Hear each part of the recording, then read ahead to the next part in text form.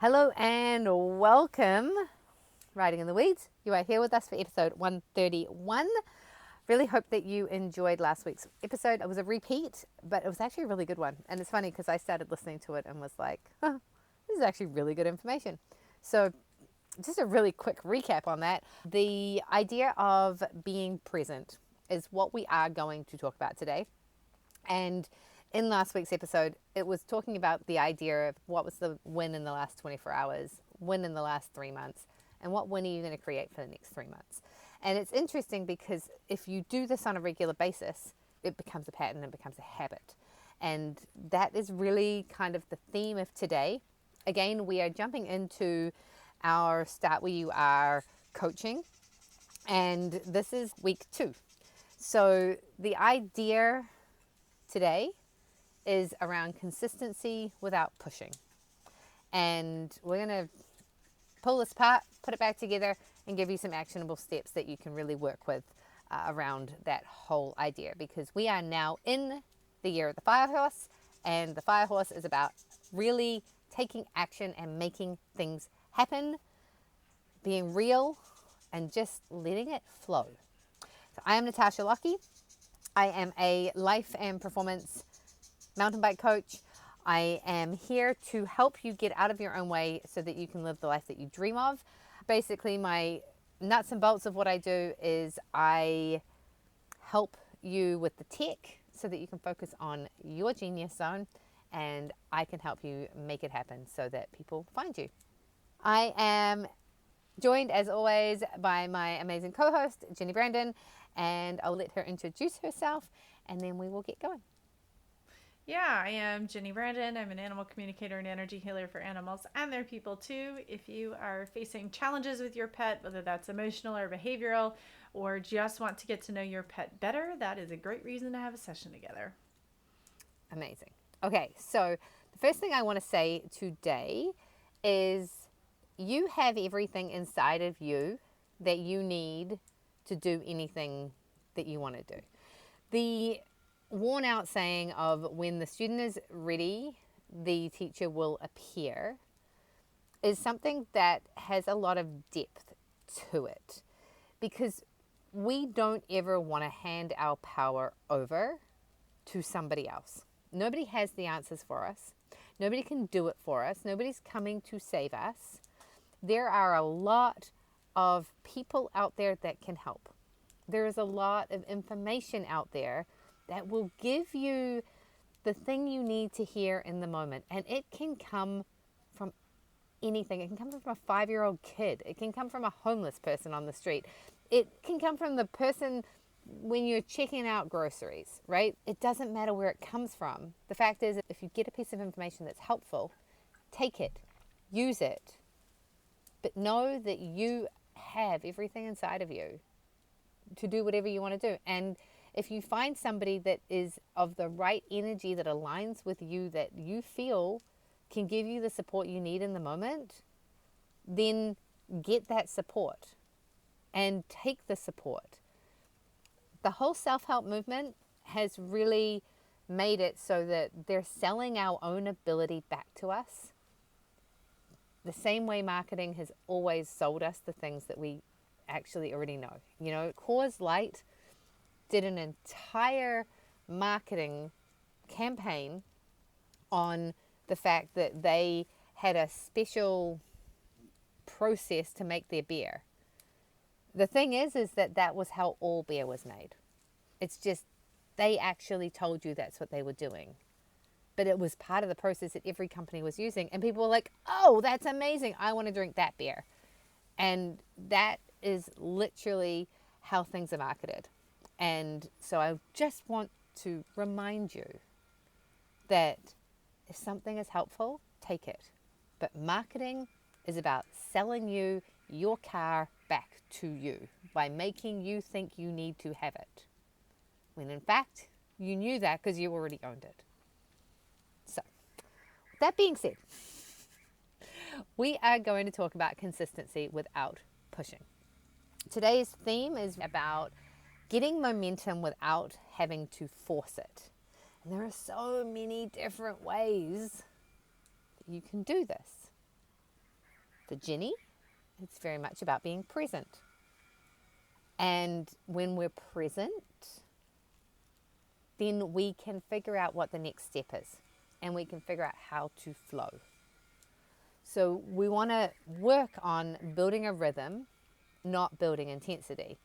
And what really came through for me the other day was I was at the gym and I was like, yeah, 3 times a week lifting weights at the gym. First week, it's not really going to make a difference. Second week, it's not really going to make a difference. In fact, you could do this for 2 months before you start seeing a change. However, all you were doing was 1 hour, 3 times a week. What if everything in your life that you want to make a change on, you just dedicated 1 hour, 3 times a week to it? How quickly, in fact, would you start to make change? The other side of this that I noticed was if you're feeling like time is going too quickly, you can slow it down really easily by picking something and focusing on it 1 hour a day, 3 times a week, because you're like, oh my God, I've been going to the gym forever and nothing's changing. It's only been 6 weeks and it feels like a lifetime. Suddenly I have taken the train that was running out of control fast and I've made it feel like forever because things take time.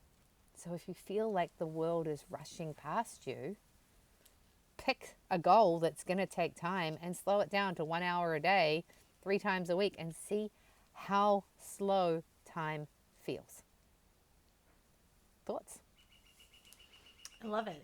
There's 2 aspects to this that I think are kind of the most important. Is number 1 is that presence, like you said, like that's the requirement to be aware of what you're working on. And if you say you want a goal, but you aren't thinking about it with awareness of where you are versus what you're attempting to do all the time, you're not going to get there. I can look back at my life and specifically see the times when I was able to make the most change in my life was when I was the most present with whatever it was I was working on.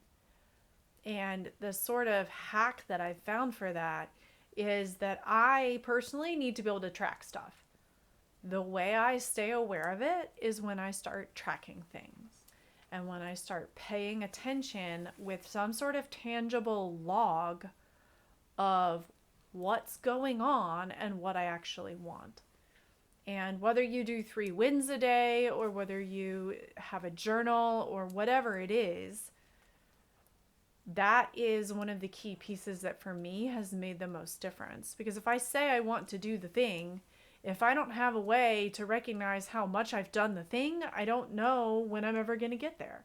And like you said, you can be going to the gym for 6 weeks and it feels like forever and you don't see any results.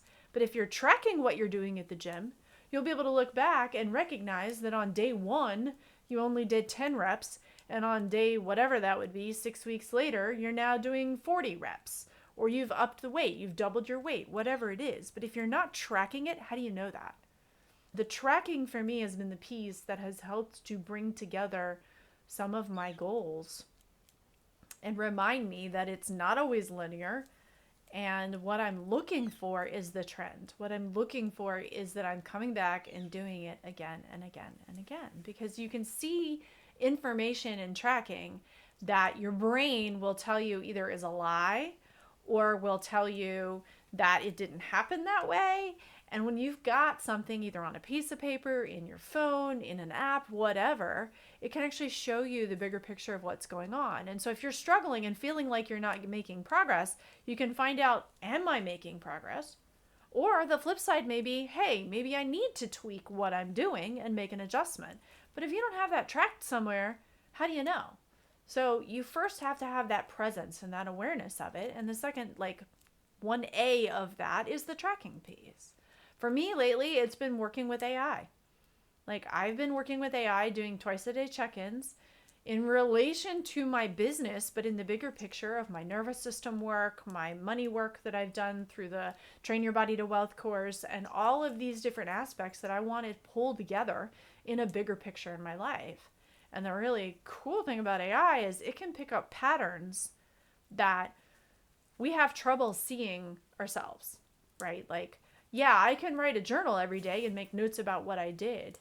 But the really cool part is when I can have all that information in AI and it goes, hey, look, on these days when you did these tasks, this was your result. This worked better for you. And then I go, oh, cool. Now I know I can repeat that pattern. Or maybe I made another decision and that didn't help me. And it points it out. It calls me out on it all the time.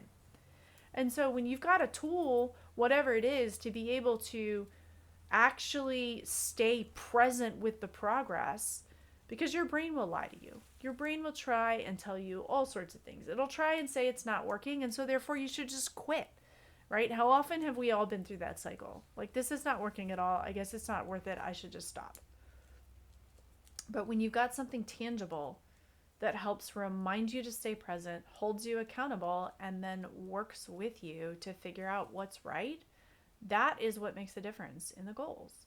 So that tool can look like anything. It can look like AI, it can look like an app, it can look like a notebook, it can look like a piece of paper, it can look like a friend. We've done that for each other, right? We have messaged each other and been like, hey, I got this thing done today. And the other person's able to say, yes, that's awesome, to validate us and cheer us on. So we have no shortage of tools, but it's up to us to make that commitment and figure out which one's going to work for us and to continue to try until we find it so that we can make that progress.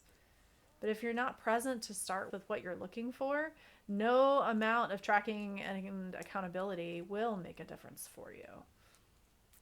Yeah, and it's really interesting. The patterns and our habits are like so key.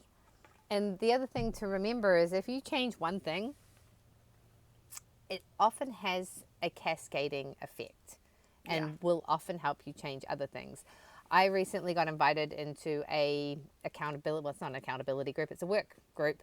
They meet once a day, Monday, Tuesday, Wednesday, Thursday, for 1 hour, and they do 2 Pomodoros. So if you don't know what that is, it's a time block, so 25 minutes. And we say what we're going to work on. We stop in the middle, we say how we did, what we're going to work on for the next piece, and we do it. And so if I want to show up for that at 10 o'clock in the morning, I need to make sure that I go to the gym before that. I also need to make sure I have time to have a smoothie. I need to make sure I have time to take the dog for a walk. So just by one little commitment, everything else has to kind of shift into place. And so if I'm having trouble going to the gym at 6:30 in the morning, that combined with needing to show up at 10 o'clock, like if I don't go to the gym at 6:30 in the morning but have to show up at 10 o'clock, there's a good chance I'm not actually going to go to the gym at all, or I'm just going to feel like I'm on the back foot all day. And so like the reward, or even like the opposite of reward, which the penalty of not doing the thing, I don't want to get up at 6 o'clock in the morning. I hate it. I'll never like it. I've done it a lot in my life. They say eventually that your body gets to love it. Not me. It's just not a thing. I can do it. Right. But, you know, like we're saying momentum without force. And the other thing is what happens when I stop trying to motivate myself. And that's what I'm talking about right now. This isn't about motivation. This is actually about putting something in place that's a cue, and the reward is big enough that you're willing to actually change other habits around it. I'm reading The Habit Loop right now, and it's just that reminder of you can do all sorts of things. You know, they put a surgically implanted something into people's brain to stop them from drinking. And that only worked to a certain extent because they needed to change the cues and the rewards in order for it to actually work. They can staple someone's stomach, but unless they actually deal with the addiction problem, sure, they'll stop eating, but they might become a shopaholic, right? So what we need to recognize is it's not about motivation. A lot of the time it's actually exactly as Jenny was saying, it's about patterns. It's about our habits. It's about what is it that the cue to do the work. If I sit down with a group of people and say I'm going to work, like I notice. I'm like halfway through the thing and I'm like, can I go get a snack? I need to go pee. I'm like, it's an hour. Like, chill. Do the thing. When you're present and you notice, when I used to fast on Mondays, the amount of times I would notice that the things that made me want to eat something were not hunger, ever. And so when you're present with that, you can start to spot the patterns. You can start to remove the friction. You can start to lower expectations when you need to, right? Maybe you decided you were going to go to the gym 5 times a week, and that just isn't possible. For me, the example, staying on that theme, is I need to exercise 6 days a week. I go to the gym 3 days a week. 2 days a week, I'd like to either do a HIIT workout or do a power yoga. Doesn't always happen, because instead I take that hour and I go to the beach or I go surfing. So I'm kind of lowering my expectation to get that done and working on how I can fit it in later. And I haven't figured that out yet, but maybe the motivation, maybe I don't need to. Maybe going for a walk is just fine. It's about your capacity too, right? That's a capacity issue to a certain extent. We only have so many hours in a day. And so when you're talking about making these types of changes, you have to figure out how they fit into your life. And like you said, it's a ripple effect. So when you want to make one change, it's going to have an impact on other areas of your life, whether you like it or not. And what does that look like? And so being able to adjust, like honestly, going to the beach is still physical activity. It's still outside. It's still movement. So that counts in my book towards your goal, even if it doesn't look like a workout or look like exactly these other things that are on the list. And I think sometimes we end up beating ourselves up or kind of holding ourselves back because we put all of these rules and constraints on what the goal looks like, and we don't stop to notice when we've done something that actually aligns with our goal, but it doesn't look like what was on the list. And when we can, again, be present and have some sort of tracking, like I'm going to be on an AI kick for a while now, I'm sure, because it shows me those places where I didn't realize that I did the thing I was working on because it didn't look like what was in my brain. It sees that. It's not limited by the brain focus that I have of the happy picture in my head of what's perfect. And I think that when we can be a little bit more flexible and a little more adaptable and willing to accept those things, of course, you're probably not burning as many calories on the beach as you would in a HIIT workout, but it still counts for something. And I think those are the small steps that we need to start looking for, is what is this next best, smallest step I can take towards a goal that's in alignment with what I want. And I think the more we can accept those small steps, they add up super fast. If you're struggling to do 1 hour of something during the week, can you do 10 minutes a day? Because that's 70 minutes and that's 10 minutes longer than an hour. That's how I started doing yoga. Yeah. Right there, you've already kind of blown the number out of the water if that's what you're looking at, or 30 minutes a day, or whatever it is. Can you break it down any smaller? And sometimes I like to challenge myself, like, what is the smallest step I could take? Because sometimes I find ways to make progress on something that end up stacking up. So they either, number one, they compound, like 10 minutes a day is 70 minutes a week. Or it will give me that opening to find the energy and the momentum to want to do more. And I think when we take the pressure off of the big thing and put it on the small thing, that's when the door opens and allows us that breathing room to be able to get the bigger thing done anyway. Well, the research shows that that is stacking wins. right? What is the little step that you can do that's going to give you the win? I mean, that's what our phone is designed on, dopamine hit, Right. right? Yes. Like, what's the small little thing you can do? This morning I was listening to Michael Phelps and his routine, and the routine he follows from the moment he wakes up till, he dives in the pool for his race. And He's a Marylander, by the way. oh, really? Yeah, And he's a from swimmer, Maryland. by the way, just in Yeah. case anyone's listening to this and has no idea. It does know who Michael Phelps he's is. He's now, like the most like- decorated swimmer in Olympic history.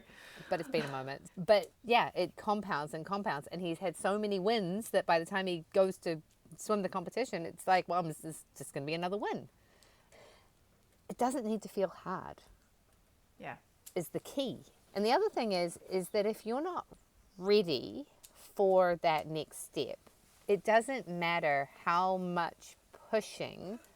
And I've been using AI for things, and when I started using AI, Jenny would send me articles all the time about how, calling me out that this person said this about don't use AI for this because they know, and I would get all of this information from Jenny about how like AI was actually not the bee's knees. And then a little bit ago, I'm now being inundated with information from Jenny telling me that AI is the best thing ever. Now, Well, it wasn't at that time, but it's evolved rapidly in the last. But you don't know because you weren't using it for that, because you weren't you weren't in a place where that was what you needed, right? Mm-hmm. Like, it didn't matter how many times people told me that I needed to lift heavy weights. I haven't had access to a gym that I could go to that wasn't 45 minutes away. So was I going to the gym to lift heavy weights? Didn't matter how many times you told me to lift heavy weights. It was not a possibility, so it was not going to happen. So I was finding other alternatives. And that's the reality of life, right? If you're not in a place for whatever reason to do something that people are telling you is great, like, you're not going to do it. Yeah. It's very challenging for me to do certain things within my kitchen. So I got to adapt, and I've got to lower expectations, and I've got to change the way I'm doing it, because it doesn't have to feel hard. And if it feels hard, then it's probably not aligned with whatever it is. And there's no judgment there. It is as simple as, I can't lift heavy weights. I'm not at a gym to lift heavy weights. So it's not going to be the exercise program that I'm going to be doing. And the AI is not doing what I want it to be doing, or I haven't thought of a way to use the AI in a way that I want it to work for me, or I couldn't go for a run because I didn't have running shoes. I couldn't do whatever it was because of an actual limitation. So find another way, take a different small step, find a different way to get that win. And Jenny and I were having a conversation before we jumped on that was really like, this is how I'm going to do it because this is how I like doing it and this is how it works for me. And I'm like, this is how I do things and this is my experience and this is how shit flows for me. And it's not about anybody else. Trying to do something that somebody else is doing and it's working for them might work for you, might not. But if it doesn't, it's not because you're a failure.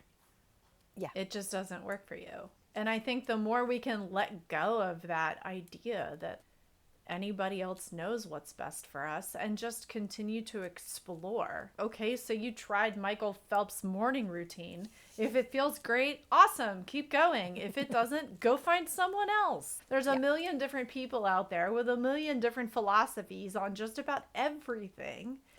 And if it doesn't feel good, don't do it. And there's a whole lot of absolute stuff that people made up out there. The guy who invented barefoot running shoes said there was a whole lot of science behind it, and there wasn't. However, strangely enough, there's a lot of people out there that think that barefoot running shoes actually change their lives and they still use them, even though the science, but maybe there is science now because people have been using them. Right. Yeah, there's science that says that breakfast is what you should do at 7 o'clock in the morning, and there's science that says that you shouldn't eat breakfast at all. And for some people, it's true. Fasting is the thing you should do. But for some people, it's not going to work because we are all very different. And there could be some crackpot stuff out there that you've decided to buy into, and it works for you, as long as it's not dangerous, then it's okay. It doesn't actually matter if it felt right, if it feels good, if it works for what's going on for you. Again, it doesn't matter where the message came from, as long as it's not harmful. Yeah. If someone's telling you that taking a shot of vodka every morning is going to be the way to make you motivated, you might want to question The source. the source. Yeah. Yeah. I mean, it's one of those things that nobody can tell you how to do it. And I've struggled with that over my life because I just wanted somebody to be able to tell me how to do it. And when you can stop and figure out and listen, start that listening process internally to begin to understand what your system really wants.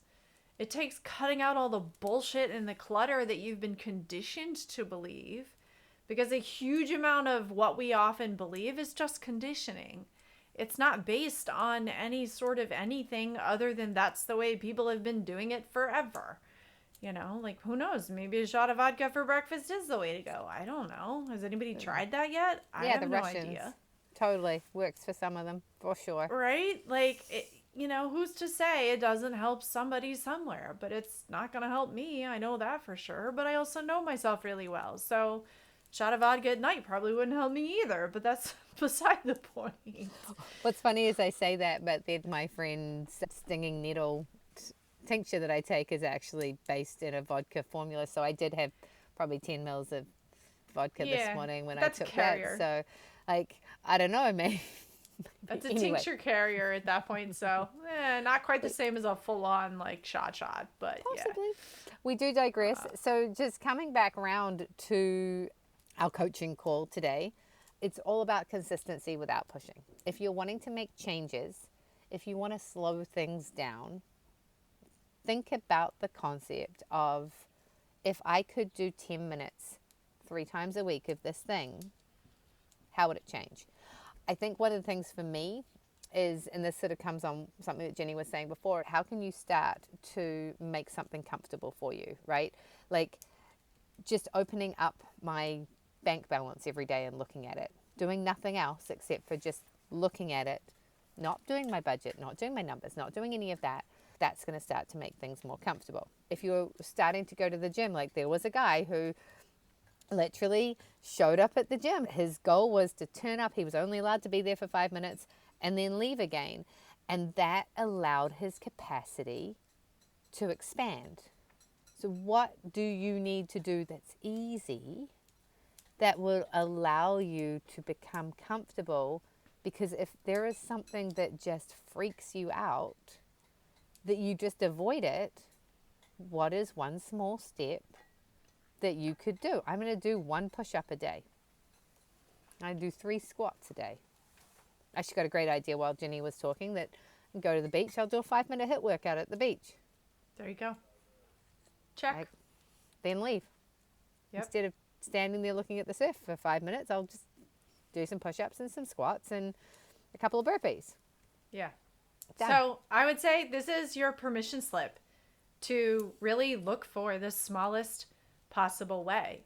And if you find yourself in resistance because of fear, you need to examine the resistance enough to figure out where's the source. But if it's anything related to fear, anxiety, nervous system stuff, then the steps need to be smaller. And I can guarantee you there is a smaller step out there. Maybe all you do is put your dang shoes on in preparation to go to the gym. Maybe you get in your car. Like, I don't know. I don't know what that small step is. But this is permission that small step is valuable and it matters. And beyond that, the progress is irrelevant because it will come. It will absolutely come. I have had times where I struggled with my confidence with the horses. And when I gave myself permission to just be on the ground and work on the ground, eventually what happened is I wanted to get on. It was right. My nervous system was in the right place. The horse was in the right place. And it just happened. And there was no fear. There was nothing to overcome when that moment came, because I allowed everything to fall into place first. I feel like in our world, there's just this massive push, push, push, faster, faster, bigger, better, more, more, more. And that's not what our bodies need. That's not what our bodies crave. And the reality is, when we give ourselves that permission to take those baby steps, we end up with faster progress in the long run because we don't have to keep backtracking. We don't fall off the wagon. We don't slip and we don't hit those resistance walls nearly as much when we're looking for the baby step. So, this is your permission slip today to look for that teeny tiny step that's going to move the needle in the direction that you want. You don't have to do anything more than that. I'm starting to feel like that is the theme of Riding in the Weeds. How Right. to get out of the weeds, one tiny little step at a time.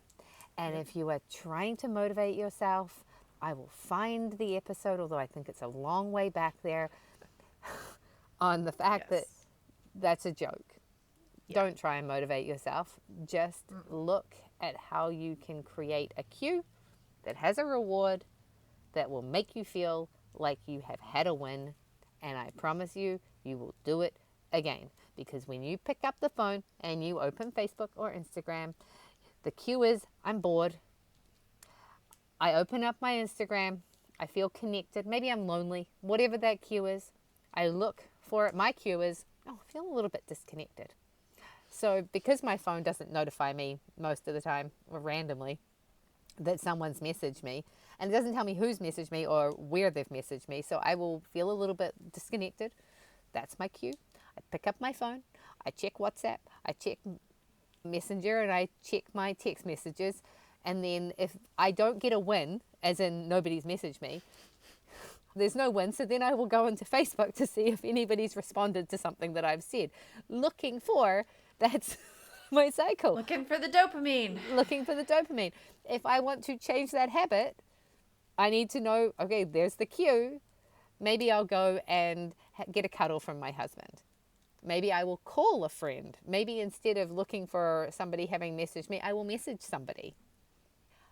I could change the action and then still get the same reward, because what I'm looking for is someone to connect with me.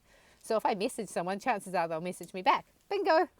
And then I Yeah. won't go to Facebook or Instagram and get stuck Yeah. scrolling. And get stuck scrolling for an hour and then be wondering where time went and why you haven't gotten done the things that you said you wanted to get done. And so another thing just to remember, so the coaching core focus was spotting patterns, removing friction, and lowering expectations when they are needed. And then also just remembering that if you are trying to slow down time, the easiest way to slow down time is to commit to doing something like 10 minutes a day, 1 hour a week, 1 hour 3 times a week, whatever it is you think your nervous system can handle and the capacity that you have for whatever that thing is, and do it. And I promise you that you'll get a couple of weeks in or even a week in and be like, nothing's happening and I've been doing this forever. And you'll look back and be like, it's been 3 days.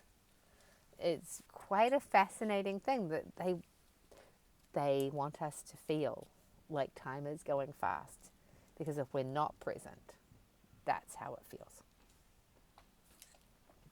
Yeah, I love it. All right. We are keeping it short and sweet today. I am Natasha Lockie. I'm really grateful that you are here. If this information is helping you, please share it with a friend.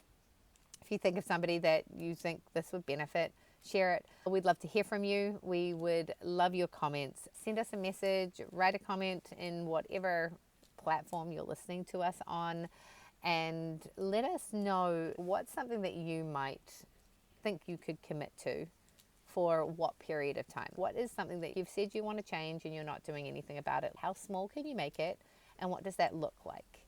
And we would love to help you be accountable for that. Sharing, subscribing. We do have our paid subscription over in Substack. If you like this content and you want to support us and keep us going, we would love to see you as a subscriber. At this moment in time, you actually really don't get anything extra, but it's kind of like buying us a cup of coffee, and we would really appreciate it. And yeah, go check out my new website, natashalockie.com. And I am still on Instagram as Betty Gohard. And you can find me everywhere else as Natasha Lockie. And with that, yeah, and if you're needing any help to get that thing happening, reach out to me and I would love to help you. Jenny. Yeah, I'm Jenny Brandon. I'm an animal communicator and energy healer for animals and their people too. So if you're having any challenges or just want to know a little bit more about life from your pet's perspective, do reach out. You can find me on the web at soulpetconnections.com and on Facebook, Instagram, YouTube, and Substack under the same handles. Thank you again so much for joining us today on this wild ride through the weeds, and we look forward to seeing you next time. And I forgot to say something. I have a public service announcement. One of my friends came up with an amazing suggestion, which I so bought into.